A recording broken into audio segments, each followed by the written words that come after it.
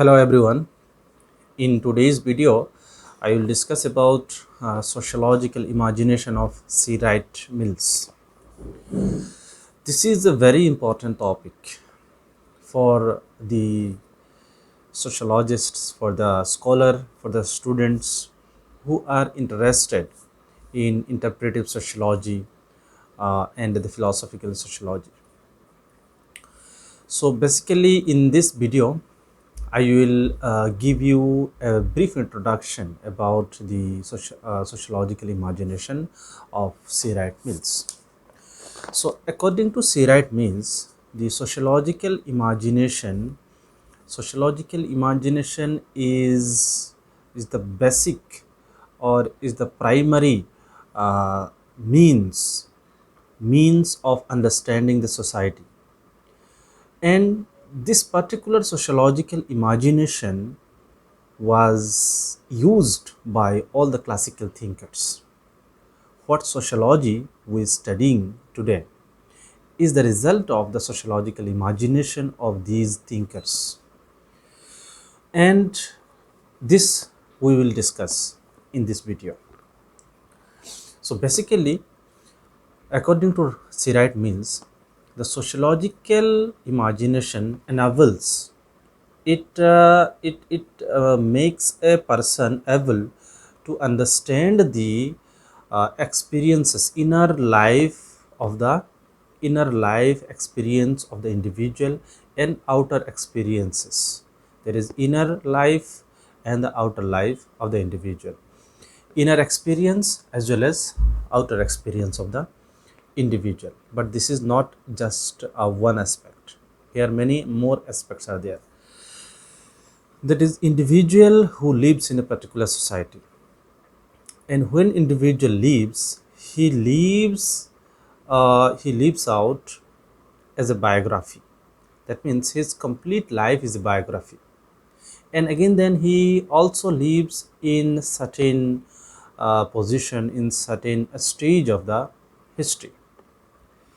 So this particular experience of the individual from inside and from the outside has to be understood or needs to be understood.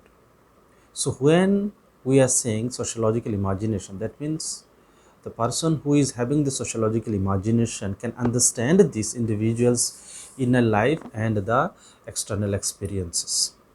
But this inner experience or inner life and the outer experience or external experience is not just something which is uh, related to individuals own private affairs. It is related to biography, the society and the history, most importantly. So C. Wright Mills basically focused on two important things: biography and the history. There is individual's life he considered as biography, and this individual's life again constitute the society, and any particular society, and of course the individual's life locates in a particular stage, particular position of the history. History is a continuous process. So a particular society which you are studying, which a particular person is studying, must have a certain position in the history. Individual's life which you are studying, which a particular person is studying, must be a part of the particular society. So these are all related things. So life which forms as a biography, and this becomes the part of the society, and society mainly locates or mainly situates or holds a position in the history. So this is what Mill said, that if a person who has the sociological imagination, that means he is able, he has this ability to understand the biography and the history, that is the society and its journey, and how the society is connected to the history.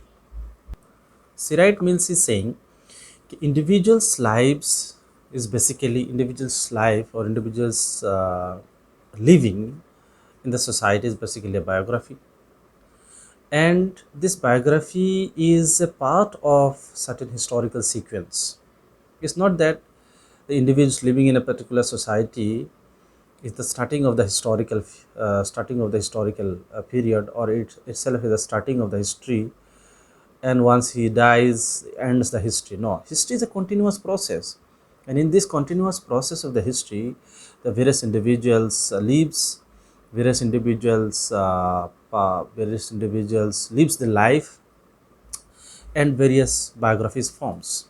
So basically, the individuals who lives out a biography here and becomes a part of the historical sequence.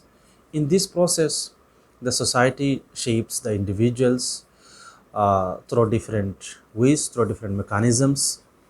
So, according to C. Wright Mills, the sociological imagination enables the person to connect the history and the biography. And according to him, without making a connective understanding, without making an interrelated, interconnected understanding of the history and biography, this intellectual practice of understanding society would be incomplete. So no intellectual practice can be there if there is no connection between biography and the history. So here, this biography is not something, the biography of a particular individual. Here biography means the when a particular case or particular situation one person is studying, this is not only this particular situation, this particular condition, or particular state of condition. Rather, this particular situation condition is related to the person's life, person's inner life, the meaning of inner life, then person's external experience. The person's meaning of inner life can only be expressed by the person, can only be understood by the person, and the person's external experience can only be shared by himself or herself, because the person who you are studying is basically living in a surrounding, so he knows his own surrounding, and he can share his own experience about his surrounding and his external experience, whatever he has faced. So again, this is also, this biography, this part, or this individual's life is a part of a particular historical sequence. So when a person is using the sociological imagination, means when a study is going on a particular situation, it's not about this situation only, it's about the person's, the biography as well as the history. For example, the situation of the unemployment. The situation of unemployment, if a researcher, if a person is studying, that does not mean that he is studying only, or he shall study only, the employment rate of a particular society, employment rate of a particular time, employment rate of a particular section of people. No, it means that those who are unemployed, they have certain kind of the inner life, that is meaning of their inner life, and they have their certain external experiences, and which are the part of their overall life, that is the biography. That is, this situation is mainly related to the biography of these individuals who are facing unemployment. Again, this problem of unemployment, this issue of unemployment is again is related to a historical sequence of the society, historical phase of the society. That is, it's a part of the particular historical phase. So both these things has to be interconnected to understand the problem of unemployment. So the way this unemployment is understood by connecting biography and history is called the sociological imagination. So basically, here C. Wright Mills is saying that when the person is using sociological imagination, that means he is able to connect the biography and history and its interconnectedness. C. Wright Mills argued that the classical sociologists like Comte the Spencer, Marx, Durkheim, all have applied the sociological imagination. All had means the sociological imagination. They actually did sociological imagination. Their study was the result of the sociological imagination. Their works was their works were themselves the sociological imagination. So, and based on these studies, he has found that all these classical theorists, all these classical thinkers, who were concerned about three category of questions basically. They were concerned about the three category of questions. What were these three category of questions? First one was the structure of the society. There is structure of the society. Second thing is the origin of the second thing is the position of the society in a particular uh, historical phase or a historical sequence. That is where this society stands. And third one is the nature of individuals, nature of human beings. So first one is about the structure of the society. Then there may be different other kinds of allied questions. This social structure is constitute of the elements. Then what are the essential elements of this structure? Then how these structures undergoes changes. What are the mechanism? What are the mechanism behind the change in the structural components of the society? Then a second kind of question is about the where the society stands in the historical phase or in the history. That means different thinkers have divided the history of human society or history of human society into numbers of phases. Now, in one or other, the society holds a position in the history. This also involves other questions like how the society is meaningful for the development of the humanity as a whole. That is, one type of question is that the society's positions in a particular historical phase. Now, in this historical phase, the humanity is also developed. Humanity is also evolving, progressing. Now, this society, how society is meaningful for the development of humanity as a whole. That is whether there is connection between the society's progress and the progress of the humanity. These questions were mainly dealt with by the classical thinkers. Third kind of question were uh, the nature of human beings, nature of the individuals.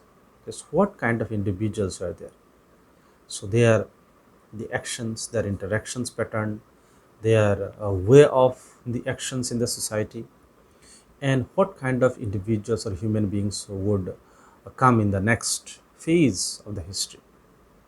So that means here these classical thinkers or sociologists were concerned about the social structure of the society in the historical phase. That is, society standing in a historical phase, and society's meaning for the overall development of the human generations, and then the nature of the human beings or the nature of individuals. So these were the questions. These were kind of questions which were mainly dealt with by the classical thinkers, and these questions were actually the part of the sociological imagination. They were not just focused on a particular issue or particular the situation or particular condition or particular aspect of the individual or society or social structure or nation. They had the wide thinking. They mainly transformed from one kind of perspective to another kind of perspective. They transformed their thought from one perspective to another perspective. from one approach to another approach. For example, Karl Marx was not just focusing on the class situation in the France or Italy or in Europe, or not in a particular society, or he was not just focused on the class in a particular period.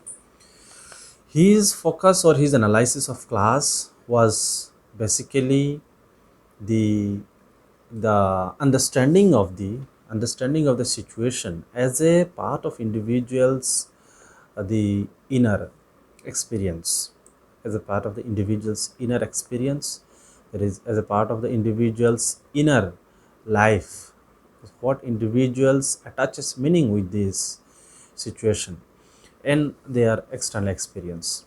Then again, these situations he analyzed as a part of the historical phase.